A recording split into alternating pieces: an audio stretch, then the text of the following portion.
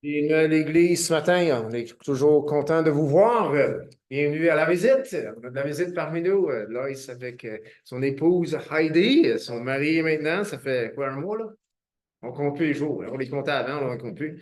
Donc, c'est ça. Donc, on est toujours dans la lettre de 1 Jean. Et c'est ça, on a appris plusieurs choses dans 1 Jean. Jean adresse plusieurs sujets.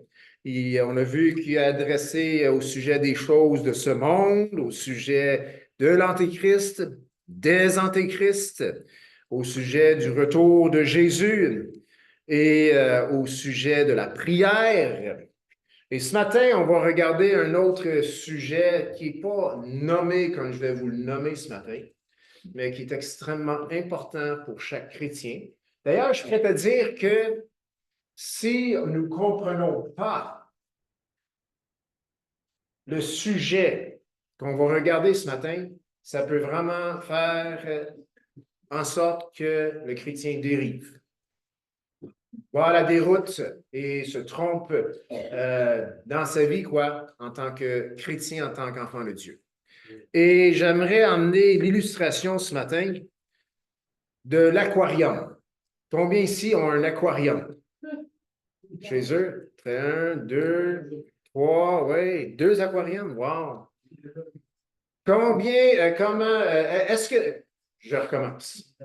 Je pense que c'est évident que votre vision de l'aquarium est très différente de la vision du poisson dans l'aquarium, de son aquarium. Vous pouvez comprendre ça? Rien. Vous êtes où? Vous êtes à l'extérieur de l'aquarium. Libre et vous gérez ce qui se passe dans l'aquarium jusqu'à un certain point. Si l'aquarium vire vert, ouais, on peut dire que ça faute du poisson. Mais en même temps, celui ou celle qui est à l'extérieur de l'aquarium est en pouvoir d'enlever le verre. Comprenez? Donc, la vision du petit poisson rouge de son aquarium, de son monde, et la vision du propriétaire de l'aquarium sont très différents. Pourtant, les deux voient très bien l'aquarium. D'accord? Oui, oui. OK. Donc, on va toucher ce matin le sujet de la vision de notre aquarium, du monde. Saviez-vous qu'on est dans un aquarium? On est dans le monde. Oui, oui, oui. C'est comme un aquarium. Oui. Et c'est important pour nous, en tant qu'enfants de Dieu, en tant que chrétiens, d'avoir la bonne vision des choses. La bonne vision du monde dans lequel on vit. Oui. Maintenant, que feriez-vous si soudainement votre poisson rouge avait le pouvoir de parler et vous dirait, cher propriétaire, je vais vous décrire, je vais vous donner la bonne vision du monde ou de l'aquarium. Combien de chances qu'il se trompe? Parce que dans le fond, vu que toi, tu es plus puissant, plus grand, plus intelligent, oui, vous êtes prêts à dire que vous êtes plus intelligent que votre poisson rouge? Good. Phew. Phew. Donc, petit poisson rouge, ce qu'il va dire, ça risque de se tromper, c'est le proprio qui va pouvoir vraiment bien définir ou donner la bonne vision des choses. Et quand on est dans 1 Jean, bien que la vision du monde n'est pas mentionnée, on voit que Jean a une vision très claire du monde. D'autres termes pour ça, c'est cosmologie, OK? La cosmologie de Jean, comment Jean perçoit le monde dans lequel il vit, OK? Et la perception que Jean a du monde est très différente des philosophes à son époque et même des philosophes d'aujourd'hui. Et pour nous, il est très important d'avoir la bonne vision, la vision de Dieu, quoi, du monde dans lequel on vit. Parce que si on a la vision du monde que les autres petits poissons autour ont fait, on décrit ou définit, on est certainement sur le chemin de se tromper. On a besoin de la bonne vision des choses. Amen? La bonne vision de notre monde. Donc, au sujet de la vision ou de sa vision du monde, il est extrêmement important pour le chrétien d'avoir la vision biblique de son monde. La vision biblique de la terre, de la création, la vision biblique du monde, quoi. S'il ne l'a pas, il va se tromper.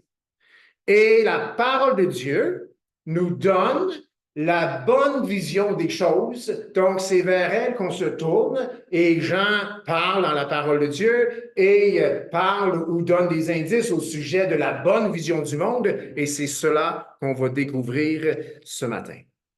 Première des choses, et vous allez voir que ça contrecarre beaucoup la pensée qu'on peut entendre dans notre monde aujourd'hui.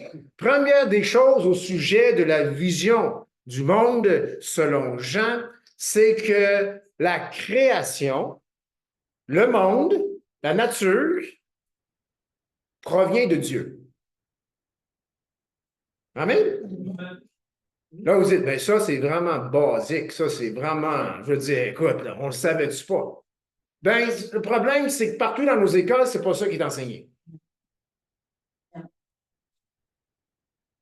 On peut dire, nous, que c'est un détail, mais c'est-tu vraiment un détail quand 99% du monde ont une autre vision de la chose? Bon, on ne parle pas beaucoup de darwinisme aujourd'hui, mais dans le fond, le monde est venu d'une explosion, hein? Est venu de l'intérieur vers l'extérieur. Et on sait que la théorie n'est pas bonne, OK? Parce que si elle est bonne, vous pouvez vous attendre à n'importe quelle heure, n'importe quand, que votre voiture de rêve atterrit dans votre pelouse avant. Ça n'arrivera jamais. Les morceaux, ce sont une coïncidence où ça s'est tout rassemblé et voilà mon char de rêve arrivé finalement. Non. La création, ce que vous voyez dehors, ce que tu vois quand tu regardes dans le miroir le matin, c'est création de Dieu. Ça vient de Dieu. Donc, on va où? Dans 1 Jean, on va rester dans 1 Jean, on va devoir s'aventurer un petit peu dans Jean 1 aussi. Donc, vous pouvez garder votre doigt dans le premier chapitre de l'Évangile de Jean. Ça, c'est Jean 1. Et vous pouvez aussi garder le doigt dans 1 Jean. Passant, c'est le même auteur. C'est la même personne. Et Jean 1 et 1 Jean 1, les premiers versets, se ressemblent énormément. Donc, le monde que nous voyons, c'est-à-dire la création, provient de Dieu. Et 1 Jean 1, qui va être à l'écran, dit ce qui était dès le quoi? Commencement. Il fait référence au commencement du monde. Et si on va dans 1 Jean, là je vais mélanger, là, Jean 1, 3, le verset 3 du premier chapitre de l'Évangile de Jean, c'est écrit que toutes choses ont été faites par elle et tout ce qui a été fait n'a été fait sans elle. Je répète, toutes choses ont été faites par elle, la parole, qui est Jésus, et rien de ce qui a été fait n'a été fait sans elle. La création provient donc de la parole et la parole, Jean dit que c'est Jésus-Christ. La création, c'est une production, c'est une création faite par l'entremise de la parole qui elle est Jésus-Christ. Toutes choses, pas la plupart des choses, toutes choses ont été faites par elle, la parole, et rien de ce qui a été fait n'a été fait sans elle. Donc, la création provient dans son entièreté de Dieu et a été créée par l'entremise de la parole qui est Jésus-Christ. Verset 10 de Jean 1, c'est écrit, « La parole, elle était dans le monde et le monde a été fait par elle, par la parole, par Jésus-Christ. » Donc, la création que nous voyons provient de Dieu. Et Jean a eu le privilège de rencontrer celui par lequel, au travers duquel la création a été faite. Donc, ça, premier élément de notre vision du monde, c'est que c'est Dieu qui l'a fait. Et Dieu transcende sa création.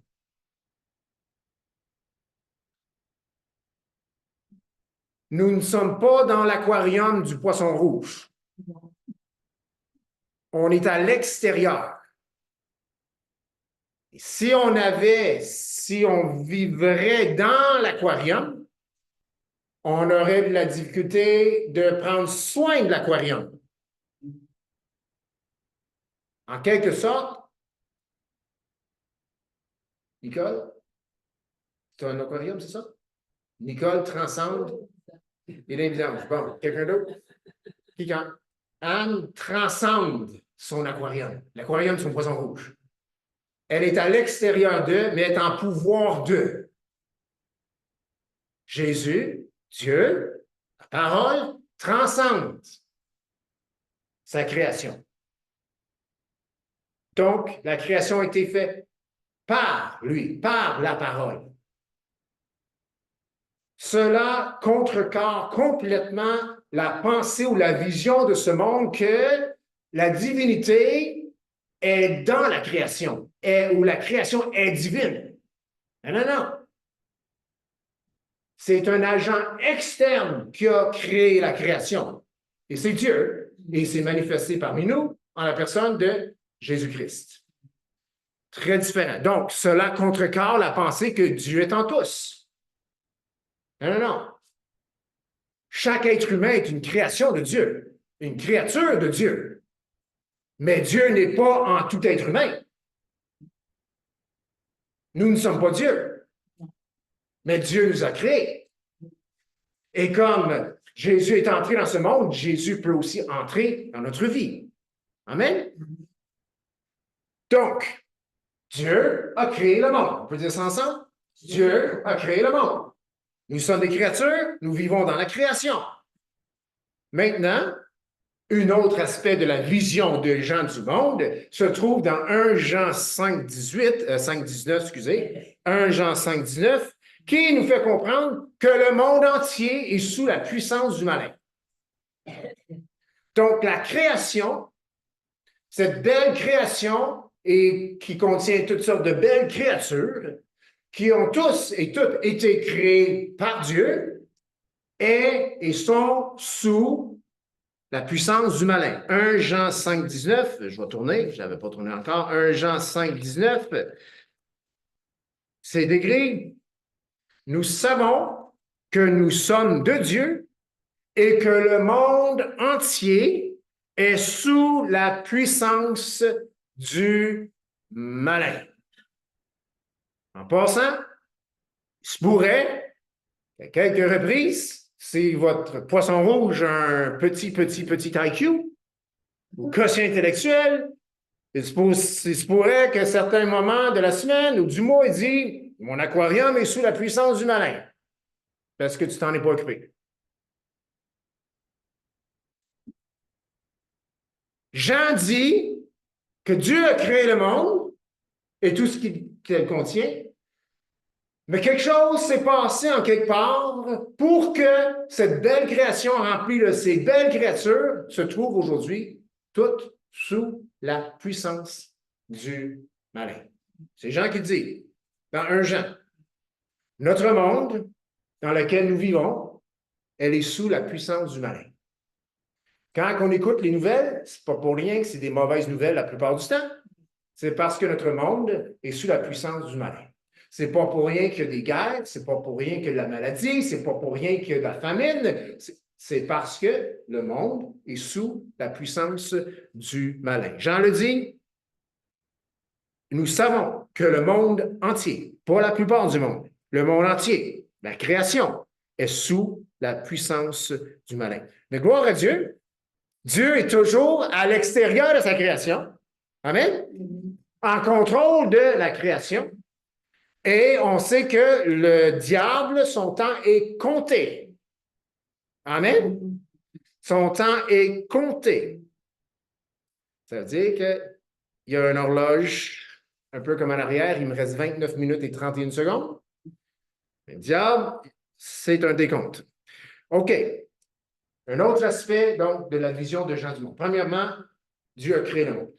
Tout ce qu'on voit, c'est toute création de Dieu. Deuxièmement, quelque chose s'est passé, on sait que c'est la chute. Le péché est entré dans le monde, et aujourd'hui, le monde entier est sous la puissance du malin. Troisième aspect qui est très important afin d'avoir une bonne vision, une vision biblique de notre monde, c'est que Jésus, celui qui a créé le monde, est entré dans le monde. Jésus, parole, Jésus, Dieu, deuxième personne de la Trinité, il est entré dans sa création. Puis comme il faut, il a revêtu l'humanité. Il a pris un corps. Jésus avait la chair, les os, il a marché, il a parlé, il a dormi, il a mangé. Il est entré dans sa création. Il est entré dans l'aquarium qu'il a créé. Pourquoi que c'est important de comprendre ça? C'est parce que ça nous différencie de toute forme de religion. Toute forme de religion sur la terre provient de la création.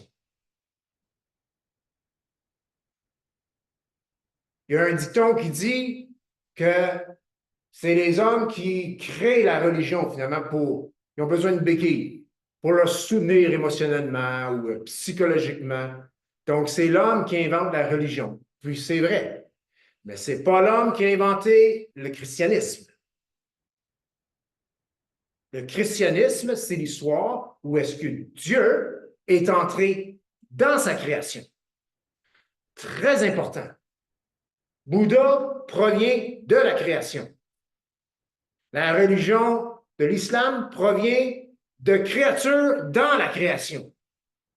Ils se trompent tous parce qu'ils n'ont pas l'heure juste des choses, parce qu'eux sont dans l'aquarium, eux sont comme nous, sont de poissons rouges, et de poissons rouges, il n'y a pas toutes les informations. Mais le Créateur, la parole qui s'est fait chair, Dieu, Jésus-Christ qui s'est fait chair, lui, il connaît toutes choses, il connaît très bien la création, il connaît très bien ses créatures, puis il connaît très bien quelle solution qu'il devait apporter. Donc, dans notre vision du monde, il est très important de comprendre que Jésus est entré dans le monde. Et c'est marqué dans 1 Jean 1, verset 2, ça nous dit que Jésus était auprès du Père. 1 Jean 1, 2. Car la vie a été manifestée et nous l'avons vue, et nous lui rendons témoignage, et nous vous annonçons la vie éternelle, quoi? Qui était auprès du Père et qui nous a été manifestée. Auprès du Père, ça fait référence encore à l'évangile de Jean, chapitre 1, qui était avec le Père au commencement. La parole qui a été faite chair était avec Dieu au commencement. Commencement, c'est quoi? On parle de la création. Pas le commencement de Dieu. Dieu, il n'y a pas de commencement. Dieu est éternel du début, de l'éternité passée à l'éternité future. Mais au commencement, lors de la création, eh bien, Jésus la vie était auprès du Père, et cette vie a été manifestée en la personne de Jésus-Christ. 1 Jean 5, 6 nous dit que Jésus-Christ est venu avec l'eau et le sang. Avez-vous de l'eau dans votre corps? Oui. Au-dessus de 80% eau, je pense, le corps humain est composé de. Est-ce que vous avez du sang? Oui. Oui? Good. Si tu n'as pas d'eau dans le corps, as-tu la vie? Non. Si tu n'as pas de sang, as-tu la vie? Non. Jésus est venu avec l'eau et du sang. Il est venu dans sa création. Il n'y a aucun Dieu qui a fait ça. Toutes les idoles sont créatures. Puis notre Dieu nous a tellement aimés qu'il a choisi de revêtir sa création, de devenir en quelque sorte créature. Wow! Car Dieu a tant aimé l'homme qu'il a donné son Fils unique. Le Fils unique est entré dans sa création. Très important à saisir. Donc, étant donné cette vision, c'est-à-dire des choses, c'est-à-dire que le monde, c'est la création de Dieu, et la création que nous voyons, elle est sous, oui, la puissance du malin, et malgré tout cela, le Créateur, la parole, Jésus-Christ s'est fait chair, est entré dans la création, dans sa création, qui, elle, est sous la puissance du malin. Eh bien, étant donné cette vision des choses, eh bien, 1 Jean 3, 8 devient beaucoup plus cohérent pour nous, qui dit, celui qui pêche est du diable, car le diable pêche dès le commencement, et le Fils de Dieu a paru afin de détruire les œuvres du malin. Jésus est entré dans le monde et il y a une raison pour laquelle il est entré dans le monde. Il n'est pas entré dans le monde parce que tout allait bien. Il est entré dans le monde pour détruire les œuvres du malin. Amen? Et ça, c'est une bonne nouvelle. Puis une des choses qui vient du malin, c'est la fausse religion. Jésus est venu pour détruire la fausse religion, les fausses doctrines, tout ce qui provient du diable. Jésus est venu pour la détruire, l'éliminer, l'anéantir, le siphonner de sa puissance. C'est la vision que nous devons avoir de notre monde. Lorsque nous voyons le malin surgir, parce que notre monde est sous la puissance du malin, le chrétien, il est très juste et vrai, véridique de dire, Jésus a vaincu cela. Amen? Il l'a vaincu. C'est la vision biblique du monde. Tout le mal qui se passe dans le monde, Jésus l'a vaincu. Amen? Parce que la Bible, la parole dit que Jésus a paru afin de détruire les œuvres du diable. OK. C'est important de comprendre que Jésus, je reviens à mon premier point, est le Créateur et qu'il a créé ce monde. Et la raison que c'est important, c'est parce que cela affecte notre réaction face à son entrée dans le monde. Sachant que Jésus est le créateur du monde et qu'il est entré dans le monde, sachant cela, eh bien, notre vision de lui va être, je retourne en arrière. Notre vision de lui sera, ou pas notre vision, excusez-moi, notre réception ou notre réaction face à Jésus va être déterminée selon la vision que nous avons de lui. Et nous savons qu'il est le créateur du monde dans lequel on vit. Et étant donné qu'il est le créateur, a-t-il droit de venir dans sa création? Oui, c'est lui. Mais si Jésus n'est pas le créateur de la création, on pourrait donc dire que c'est un intrus. Il n'est pas chez eux. Il s'est invité lui-même. Mais non, étant donné que nous savons que la création a été créée par Dieu, par la parole qui s'est faite chair, Jésus a entièrement le droit d'entrer dans le monde et de faire ce qu'il veut. Il est chez eux, après tout. Amen? Mais ce n'est pas ça qui est arrivé quand il est entré dans le monde. Quand il est entré dans le monde, les gens ont vu Jésus autrement de ce qu'il était. Et ça fait en sorte qu'ils l'ont rejeté. Oui. Tu n'as pas d'affaire ici. Tu n'as pas d'affaire de nous dire quoi faire.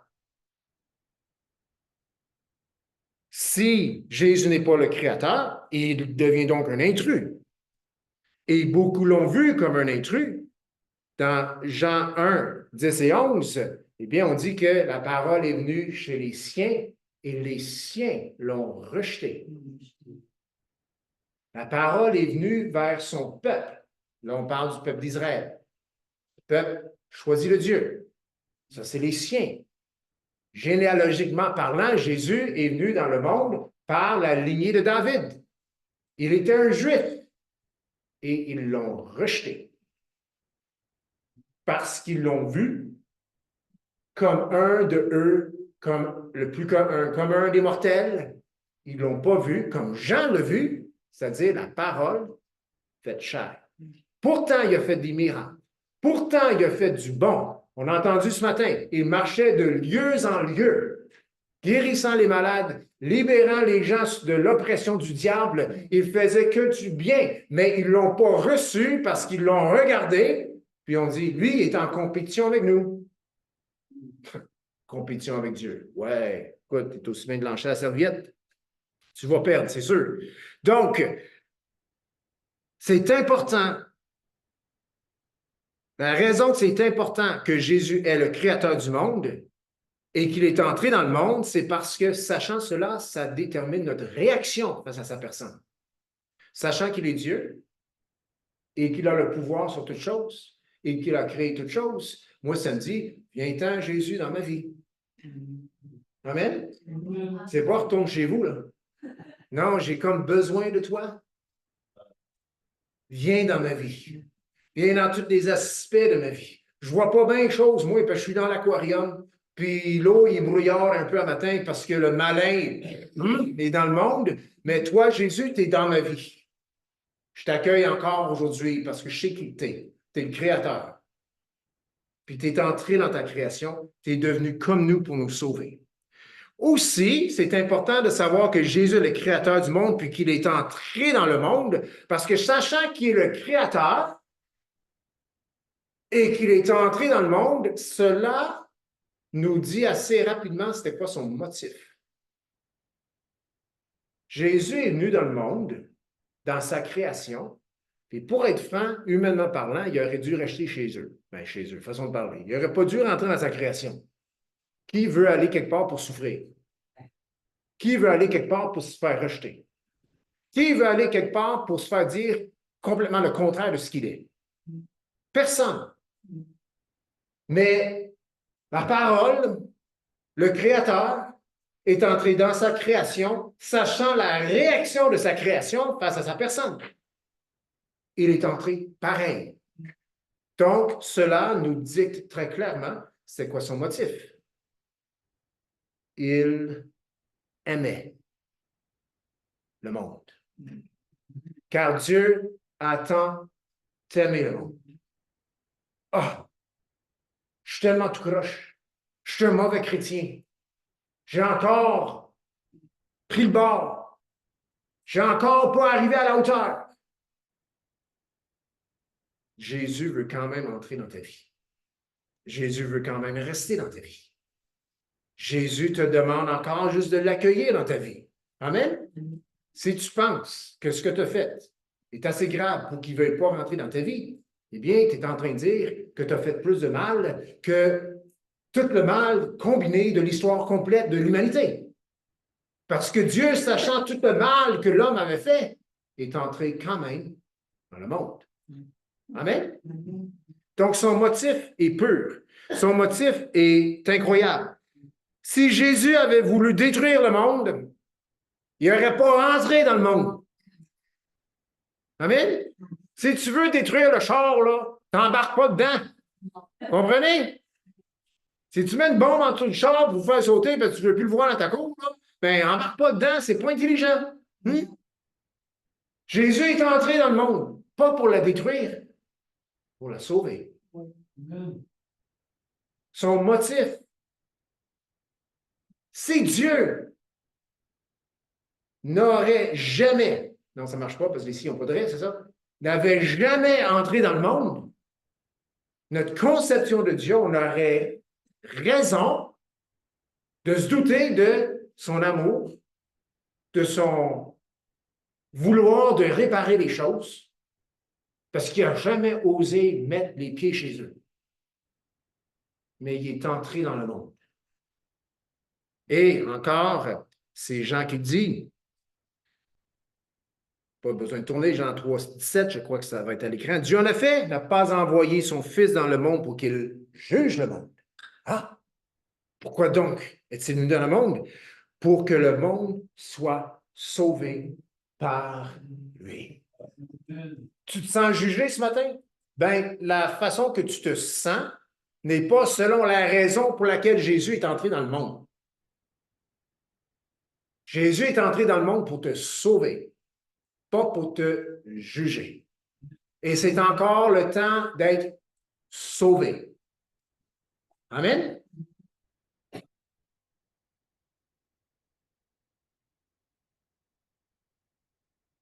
Si Jésus, on a entendu ce matin que Jésus est à l'extérieur de la création.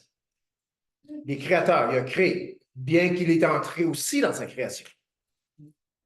Mais si quelqu'un dit que Jésus fait partie de la création, eh bien, il est en train de catégoriser Jésus dans la catégorie des idoles. Et ça, c'est quoi? On a appris ça. C'est l'esprit de l'Antéchrist. Jésus, il est comme un autre. C'est juste le nom qui change. Dans le fond, on adore tout le même Dieu. Non, non. Nous, on adore le Dieu, le créateur de l'univers. Vous, vous adorez des créations d'hommes. Très différent. Et si Jésus fait partie de la création et quelqu'un qui a une fausse vision du monde, eh bien, il va dire que Jésus est créature, que Jésus fait partie de la création, eh bien, il est juste en train de faire de Jésus une idole. Vous saviez que Jésus, c'est pas notre idole? Vous saviez ça? Ça se remet du mal sur Dieu. Non, Jésus est notre Dieu. Jésus est le seul Dieu vivant. Amen? Il n'est pas le seul idole, il y a bien des idoles. Il est le seul Dieu vivant, puis c'est lui qui nous a sauvés, puis c'est à lui qu'on donne notre vie. Amen? Donc, Jésus ne fait pas partie de la création, parce que s'il ferait partie de la création, il ne serait rien d'autre qu'une idole. C'est pour ça que les gens qui ne connaissent pas Jésus dans leur vie ou qui le considèrent comme un autre, ils vont dire, ben, Jésus, il a bien marché, il avait, c'est un homme avec des bons standards moraux, avec un caractère solide, même un exemple à suivre, mais il est créature, parce qu'il a marché sur terre comme les autres. Puis tout l'aspect de Dieu qui s'est incarné n'est pas dans leur pensée, n'est pas dans leur théologie, si vous voulez. Eh bien, ils font de Jésus un parmi tant d'autres. Mais savoir que Jésus, au commencement, était avec le Père, et sachant qu'aujourd'hui, qu'il est retourné à la droite du Père. Amen? Il est retourné. Pourquoi est-ce qu'il a pu retourner? Ben, c'est parce qu'il est venu de là. C'est simple, ça. Pourquoi il est retourné à la droite du Père? Ben oui, c'est le plan de Dieu, évidemment, mais c'est parce qu'il est venu de là. Il n'était pas un intrus dans sa création parce qu'il a fait la création.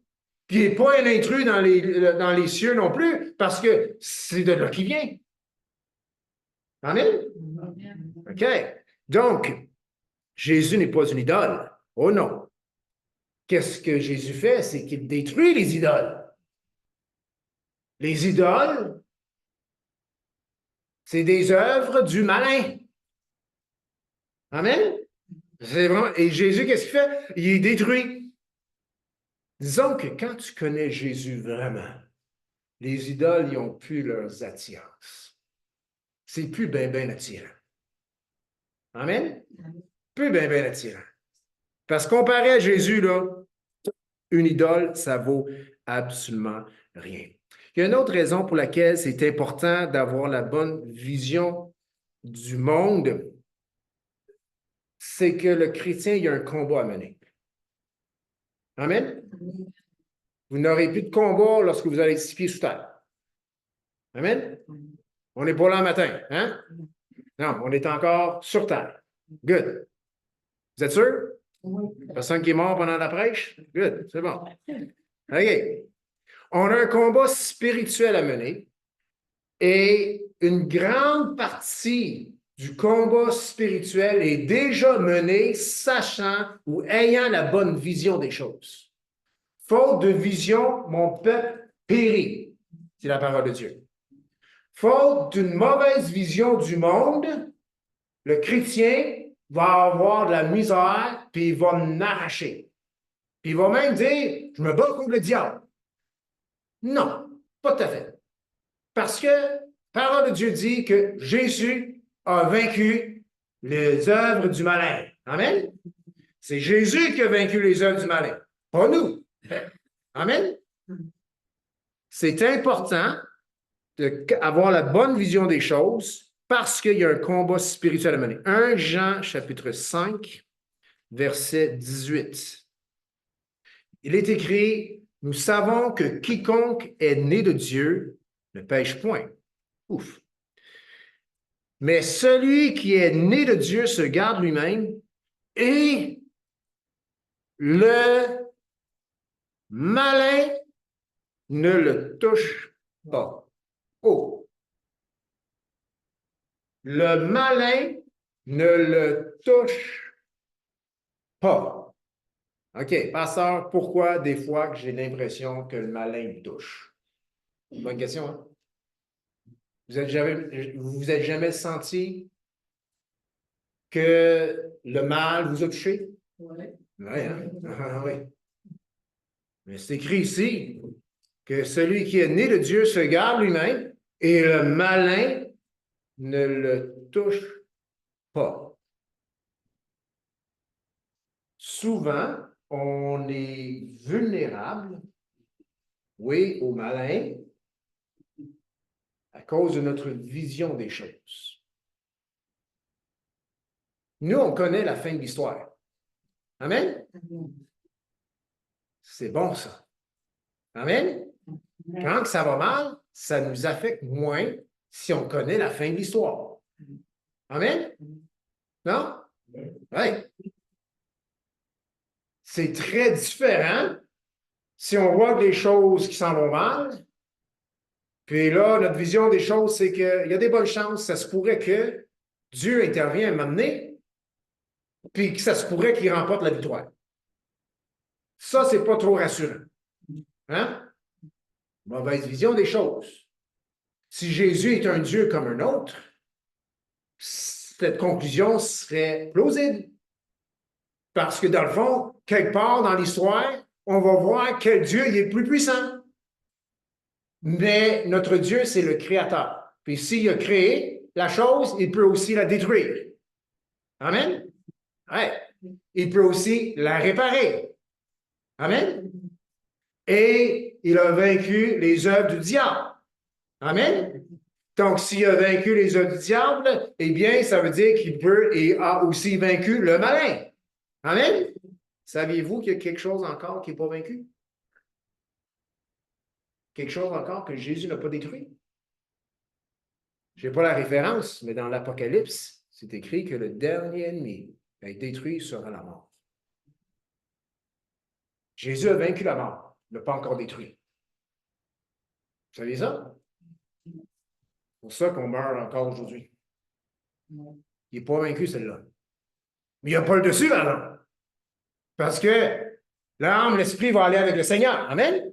Parce qu'on a mis notre foi en celui qui a vaincu le malin et qui va ultimement détruire la mort. Imaginez, détruire la mort. Plus de mort. Ça ne marche plus, cette histoire-là. La mort n'existe plus. Pouvez-vous imaginer ça? Dur à imaginer, hein? La mort n'existe plus. C'est écrit. Ça va être jeté dans les temps de feu. Wow! Donc, dans notre combat spirituel, parce qu'on a un combat spirituel à mener, parce qu'on vit dans un monde qui, veut ou non, est sujet au malin. C'est ce que Jean nous dit. Donc, nous, les enfants de Dieu, nous qui avons la lumière de Dieu, nous qui avons reçu la lumière qui est Dieu, Jésus-Christ, on vit dans un monde qui est sous l'emprise du malin. Donc, c'est sûr qu'on a un combat à mener. On a un combat simplement à marcher dans la vie et garder la bonne perspective des choses. Mais la bonne perspective, elle est à notre disposition parce que nous l'avons ici, puis on a juste à lire 1 Jean, puis on découvre que ce qui se passe dans le monde, ce n'est que pour un temps. Et que Jésus a vaincu les œuvres du malin. Quand le malin ou quand une œuvre ténébreuse ou quelque chose qui ne devrait pas être là sans vouloir venir dans ta vie, tu peux y rappeler, toi là, tu as été vaincu. Amen? Tu es vaincu. Parce que la parole la parole de Dieu nous dit que Jésus a vaincu les œuvres du malin. Et les œuvres du malin ne sont pas trop difficiles à discerner. Quand ils surgissent, puis quand ils veulent entrer dans ta vie, eh bien, tu dis, ben non, ça a été vaincu. Jésus l'a vaincu. Amen? Pourquoi l'ennemi peut atteindre le chrétien? Souvent, sa vision des choses, elle est mauvaise. Et parce que sa vision des choses n'est peut-être pas aussi biblique qu'elle devrait être, eh bien, il y a des accès. Notre vision des choses, une mauvaise vision, crée des accès. Les mauvais comportements peuvent aussi créer des accès. Paul qui dit, hein, pas se coucher sur sa colère pour ne pas donner accès au diable. La colère donne accès au diable. Je veux dire, quand est-ce la dernière fois que tu t'es choqué et tu as fait de l'œuvre de Dieu? Ah, pasteur, tu ne connais pas moi, ma colère, c'est une sainte colère. OK, on parle à part, oui. Non, la plupart, je ne sais pas si j'ai encore vu une sainte colère. Jésus avait une sainte colère quand il est rentré dans le temple. Amen? Parce que Jésus n'a jamais péché, puis il ne s'est pas excusé pour non plus. Tant, il n'était pas trop content après lui. Hein? Ça a comme touché leur portefeuille. Ils n'ont pas aimé ça. Jésus, tu n'as pas d'affaire dans le marché. Oui. Vous êtes dans le temple. Donc, notre vision des choses, si elle est erronée, donne accès. S'il y a un accès pour le diable dans ma vie et moi, je semble être atteint, premièrement, je devrais peut-être juste m'asseoir et me demander qu'est-ce qui me manque là, dans ma vision des choses? Comment ça se fait? Et sachant que la parole de Dieu dit que Jésus a vaincu les œuvres du malin, je peux avoir la paix. Parce que cette œuvre-là, je ne la comprends pas, mais elle est vaincue. Parce que je sais qu'elle ne vient pas de Dieu. Amen? Mais si la vision ou notre vision des choses c'est que Jésus, il a vaincu le pire ou la plupart des œuvres du malin, il y aurait un problème avec les quelques-uns qui n'ont pas été vaincus, mais il les a tous vaincus. Amen? Puis ça doit faire partie de notre vision, la vision des choses. Donc, c'est important pour nous d'avoir la bonne vision des choses parce qu'on a un combat spirituel à mener. Et ce combat ne peut pas être gagné par le chrétien s'il y a une mauvaise vision, la mauvaise vision des choses. Et quelque chose qui fait partie de la vision des choses, c'est notre foi au Fils de Dieu. 1 Jean 5, 4 à 5 dit, « Parce que tout ce qui est né de Dieu triomphe du monde. » OK? Annexez ça à notre vision des choses. Es-tu né de Dieu? Oui.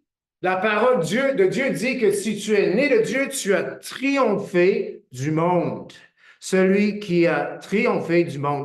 Donc, parce que tout ce qui est né de Dieu triomphe du monde, et la victoire qui triomphe du monde, c'est quoi? C'est notre foi. Qui est celui qui a triomphé du monde, sinon celui qui croit au Fils ou qui croit que Jésus est le Fils de Dieu. J'en reviens ici à ce qu'il dit depuis toujours. Dieu fait chair. Dieu incarné en Jésus-Christ. Celui qui croit au nom du Fils de Dieu a vaincu le monde, a triomphé. Et pour croire au nom du Fils de Jésus, du Fils de Dieu, c'est-à-dire Jésus-Christ, cela, c'est un acte de foi. Et celui qui triomphe du monde, c'est celui dont la foi est en Jésus-Christ. Amen. Donc, tu peux quitter ce lieu. Peu importe la manière que tu peux filer, tu as triomphé du monde parce que tu as mis ta foi dans le Fils de Dieu. Amen. Et si tu es ébranlé puis tu es chambranlant, eh bien, il faudrait peut-être faire une petite vérification au niveau de ta foi. Parce que la parole de Dieu est claire. Si ma foi est en Jésus, Fils de Dieu, j'ai triomphé du monde. Amen. On parlait sur Zoom sur la paix. Puis on s'est dit, est-ce qu'on a tendance à pécher quand on a la paix? Non, hein? Non. Quand on est tiraillé, on peut virer vers les inquiétudes, vers l'angoisse. Là, on n'est plus dans la paix. Mais quand on a la paix, c'est drôle, on a tendance à se comporter pas mal mieux. Amen? Ouais. Puis Jésus dit, je vous donne ma paix. Il n'a pas juste donné sa paix. Je vous laisse ma paix. Jésus donne, Jésus laisse sa paix. Elle est là pour nous. Et lorsqu'on a la paix, eh bien, tout peut bien aller. Même si on vit dans un monde en désordre, à l'envers, qui semble être mené par le diable. Mais on peut avoir la paix parce que Jésus a vaincu le monde. Amen. Donc, notre foi est tellement importante, cette foi placée en Jésus. Et puis, si vous voulez grandir dans la foi, apprenez tout simplement à connaître davantage Jésus. Jean dit, tel il est, tel nous sommes. Amen. Saviez-vous que plus que tu connais Jésus, plus que tu vas te connaître? Je ne suis pas Jésus, je sais que tu n'es pas Jésus. Mais tel il est, tel nous sommes. C'est Jésus qui définit ce que nous sommes. Pas nous. C'est le gars à l'extérieur de l'aquarium qui définit la vie du poisson rouge. Amen? C'est celui qui nous a sauvés qui détermine ce que nous sommes. Puis, pour être franc, souvent on n'a pas assez de foi. Mais Jésus, il en avait assez. Amen? Puis la foi que nous avons, c'est celle qui vient de Jésus et cela permet que nous puissions triompher de ce monde. Amen. Seigneur, on veut te rendre grâce ce matin. On veut te remercier, Jésus, parce que tu as vraiment la solution à toutes choses. Seigneur Jésus, tu as vraiment la réponse à toutes nos questions. Et même si on doit attendre pour une réponse, on a quand même une bonne partie de la réponse parce qu'en attendant, on peut vivre dans la paix. Dans la paix, en la foi au Fils de Dieu. Seigneur Jésus, ta parole dit que tu as vaincu les œuvres du malin. Ta parole dit, oui, que ce monde est sous l'emprise ou sous la puissance du malin, mais tu as vaincu le malin. Et s'il y a encore une permission aujourd'hui de faire le mal, c'est parce que son temps est compté. Seigneur, merci que ta parole est là. Et Seigneur, cette parole que nous avons provient de l'extérieur de la création. Donc, on a ici une révélation écrite qui provient de celui qui a fait la création. Donc, Seigneur, c'est elle notre boussole. C'est elle, Seigneur, qui nous donne la ligne directrice. C'est elle, Seigneur, qui éprouve toutes choses, qui filtre toutes nos idées. Seigneur, merci aussi pour ton Saint-Esprit qui est là pour nous aider à comprendre, à être enseigné et à grandir.